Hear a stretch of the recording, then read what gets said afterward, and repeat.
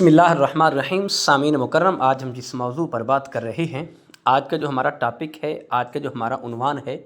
وہ یہ ہے کہ جب نماز کا وضو کیا جاتا ہے، وضو کرنے کے بعد کیا کھانا کھا سکتے ہیں؟ اگر کھانا کھایا ہے تو بغیر کولی کیے یا بغیر وضو کیے نماز پڑھ سکتے ہیں،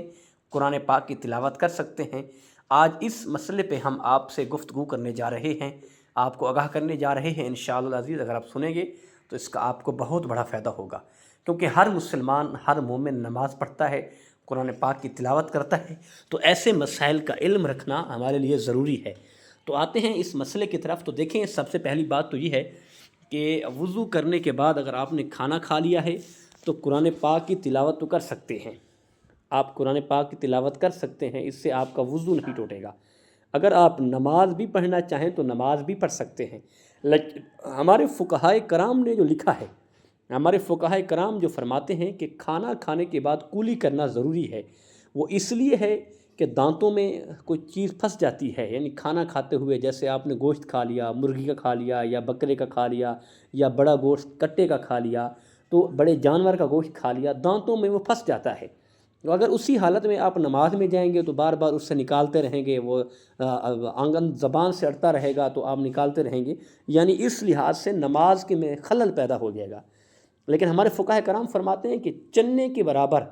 منہ کے اندر کوئی چیز نہ رہ جائے، یعنی وہ اس لیے ہے کہ ذائقہ نہ رہ جائے منہ کے اندر۔ کولی کریں گے، کولی کرنے کے بعد آپ نماز پڑھیں گے تو آپ کی نماز ہوگی، لیکن ذائقہ رہے گا جب آپ نماز میں ہوں گے تو آپ یہ کہیں گے ہم نے سموسہ کھایا ہے، ہم نے بریانی کھائی ہے، تو ہم اس کا لطف لیتے رہیں گے، ذائقہ منہ میں آتا رہے گا، تو اس میں نماز۔ لیکن ایسا نہیں ہے، ہمارے بزرگوں نے منع کیا ہے۔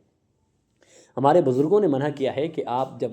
وضو کر لیں، وضو کرنے کے بعد اگر آپ نے کھانا کھایا ہے، بریانی کھائی ہے، سموسہ کھایا ہے، جو چیز بھی کھائی ہے، اس کے بعد بہتر یہی ہے کہ آپ کولی کر لیں، اور کولی کرنے کے بعد پھر آپ نماز شروع کریں، نماز پڑھیں،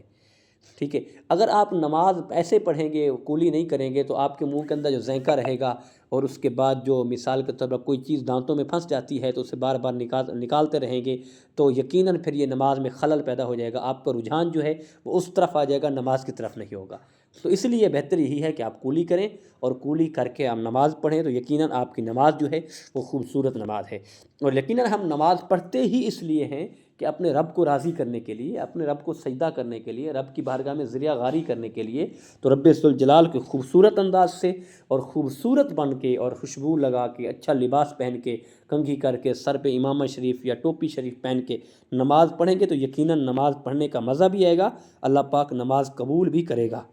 میں ہمارا مقصد تو یہی ہوتا ہے نماز پڑھنے کا، ہمارا کوئی دکھاوا نہیں ہوتا، دنیا کا داری نہیں ہوتی، ریاکاری نہیں ہوتی، ہم خالص خدا کے لیے عبادت کر رہے ہیں، تو اس انداز سے عبادت کریں کہ خدا بھی راضی ہو اور اس کا مصطفیٰ بھی راضی ہو، سجدے کرنے میں لذت پیدا ہو، لذت محسوس ہو، تو اللہ پاک ہمارا سجدہ قبول کرے گا، اللہ پاک ہماری عبادت کو شرف قبولیت بخشے گا، تو ہماری زندگی اور آخرت کے لیے ذخیرہ بن جائے گا۔ دعا ہے اللہ عمل کی توفیق عطا فرما، توفیقی الا باللہ العلی العظیم۔